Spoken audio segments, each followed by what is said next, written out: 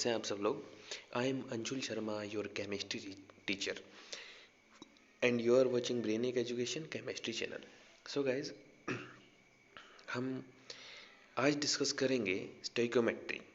Stoichiometry coefficient क्या होते हैं और स्टोइकोमेट्री होती क्या है। सो सबसे पहले स्टोइकोमेट्री वर्ड के बारे में जानते हैं। The word stoichiometry is derived from two Greek words, stoichion and metron. Stoichion means element और मेट्रॉन मीन्स मेजर करना। यहाँ पे एलिमेंट्स की गणना मीन्स एक केमिकल रिएक्शन में मॉलिक्यूल्स की गणना होगी, ठीक है। मेजरमेंट होगा कि वो कितने मोल कंज्यूम हो रहा है और कितने मोल वो प्रोडक्ट बना रहा है, ठीक है। अभी तक लास्ट वीडियो में हमने डिस्कस किया था केमिकल इक्वेशन के बारे में, ठीक है। वो क्या बताती है, बैलेंस केमिकल इक्वेशन क्या क्या इन्फॉर्मेशन प्रोवाइड करती है हमें, ठीक है। इक्वेशन को पढ़ा कैसे जाता है। सो एक छोटा सा एग्जांपल यहाँ पे भी देख लेते हैं हम कि स्टोइकोमेट्री में इक्वेशन बैलेंस होना सबसे ज़्यादा ज़रूरी है। Conservation of mass law follow होना सबसे ज़्यादा ज़रूरी है, ठीक है। सो कंजर्वेशन मास लॉ को फॉलो करें मीन्स इक्वेशन को बैलेंस करें। बैलेंसिंग में अगर आपको कोई प्रॉब्लम है तो मेरी वीडियो देखें केमिकल बैलेंसिंग की, इक्वेशन बैलेंसिंग की, ठीक है। मैं लिंक डिस्क्रिप्शन बॉक्स में दे दूँगा। Clear guys. So balance equation होनी चाहिए, तभी हमें पता चलेगा कि कितने मोल रिएक्टेंट कंज्यूम हुआ और कितने मोल प्रोडक्ट फॉर्म हुआ। Clear guys. So stoichiometry thus deals with the calculation of masses, sometimes volume of the reactant and product involved in a chemical reaction, ठीक है, जो मैंने बताया आपको। और हमें बैलेंस केमिकल इक्वेशन भी आनी चाहिए, बैलेंस करनी उसको। अब देखते हैं एक एग्जांपल, जैसे कि मीथेन बर्न हो रही है और क्या फॉर्म कर रही है, कार्बन डाइऑक्साइड एंड वाटर। ये बैलेंस केमिकल इक्वेशन है। यहाँ इसको पढ़ने का तरीका क्या है, हम ये कह सकते हैं कि मीथेन के एक मॉलिक्यूल के लिए ऑक्सीजन के 2 मॉलिक्यूल रिक्वायर्ड है, ठीक है। और वो क्या हमें प्रोडक्ट क्या देते हैं, एक मॉलिक्यूल कार्बन डाइऑक्साइड का देते हैं और 2 मॉलिक्यूल वाटर के वहाँ पे फॉर्म होते हैं। एक तरीके से हम इस टाइप से पढ़ सकते हैं कि in the form of mole, molecule की फॉर्म में तो हो गया, मोल की फॉर्म में भी देख लेते हैं कि 1 मोल मीथेन गैस को 2 मोल ऑक्सीजन रिक्वायर्ड है। प्रोडक्ट वो फॉर्म करेंगे 1 mole carbon dioxide and 2 mole water vapour. Clear guys. ये मोल की फॉर्म में भी हम यहाँ पे इस टाइप से देख सकते हैं। जो वहाँ पे वॉल्यूम की बात चल रही थी, ठीक है, कि समटाइम्स वॉल्यूम की टर्म में इसको ऐसे पढ़ा जा सकता है कि 1 वॉल्यूम मीथेन 2 वॉल्यूम ऑक्सीजन से रिएक्ट करके 1 volume carbon dioxide and 2 volume H2O form करती है। इस टाइप से हम इक्वेशन को रीड करते हैं, ये हमें आना चाहिए। स्टोइकोमेट्री में कैलकुलेशन करने के लिए आपको सबसे पहले इक्वेशन को बैलेंस करना बहुत ज़रूरी है, उसके लिए हमें बैलेंसिंग का आना बहुत ज़रूरी है। Clear guys. सो आइए आगे देखते हैं। स्टोइकोमेट्रिक कैलकुलेशन करने के लिए आपको कुछ स्टेप्स को फॉलो करना है, कुछ बातों को ध्यान में रखना है, कुछ पॉइंट्स हैं, ठीक है। अभी तक स्टोइकोमेट्री आपको क्लियर नहीं हुआ, वो अभी एग्जाम्पल के थ्रू मैं क्लियर कर दूंगा। What is stoichiometry and what is stoichiometric coefficient, ठीक है। सो कैलकुलेशन के लिए आपको क्या करना है, write down balance molecular equation of the chemical change. Balance equation लिखनी है। Write down the number of mole below the formula and each of the reactant and product. कितने मोल वहाँ पे किसके कंज्यूम हो रहे हैं वो भी वहाँ पे मेंशन होने चाहिए, बैलेंस होते ही हो जाएंगे अपने आप ही वो तो। Write down the relative mass of the reactants and products with the help of formula below the respective formula. These shall be theoretical amount of reactant and product. आपको वहाँ पे फॉर्मूला की हेल्प से उनके क्या रिलेटिव मासेस वहाँ पे लिख देने हैं, ठीक है, वो भी आपको वहाँ पे होने चाहिए। By the application of unitary method और the rule of three the unknown factor is determined. ये हम एक एग्जाम्पल की हेल्प से देखते हैं।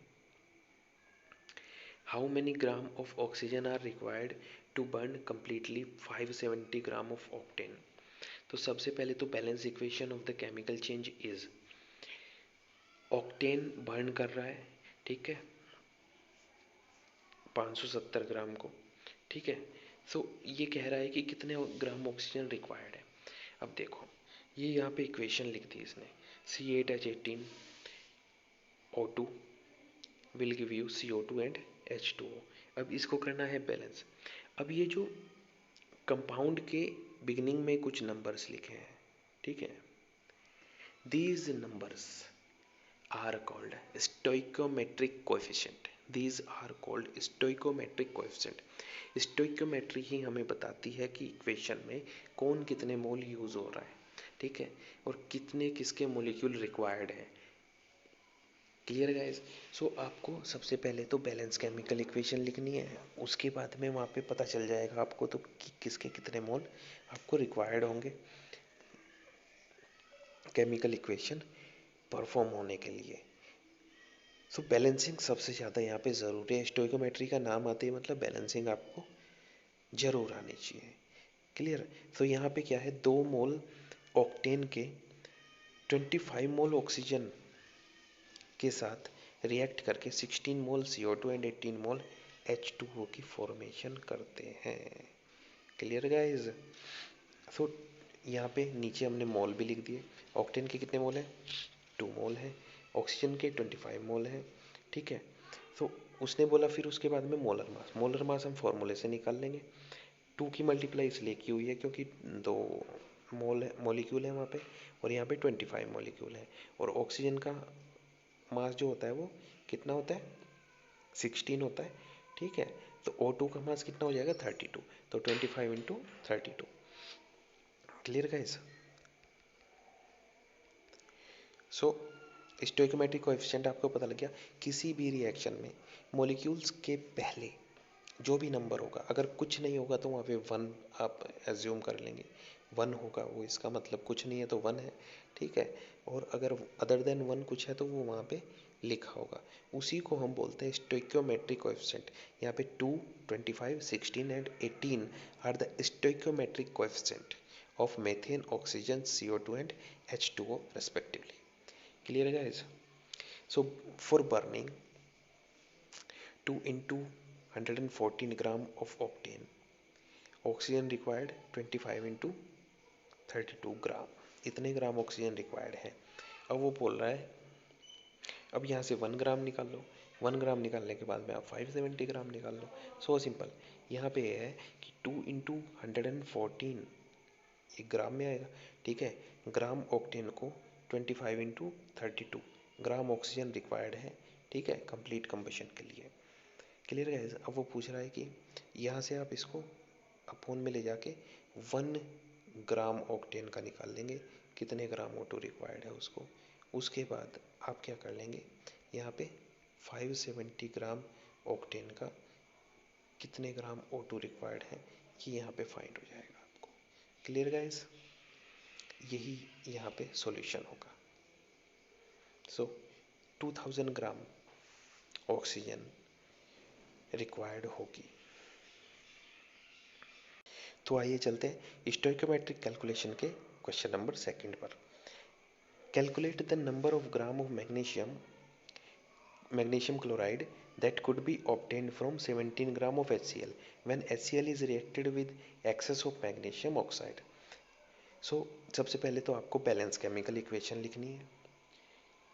यहाँ पे MgO plus HCl will give you MgCl2 plus H2O। इसको बैलेंस कर लेंगे।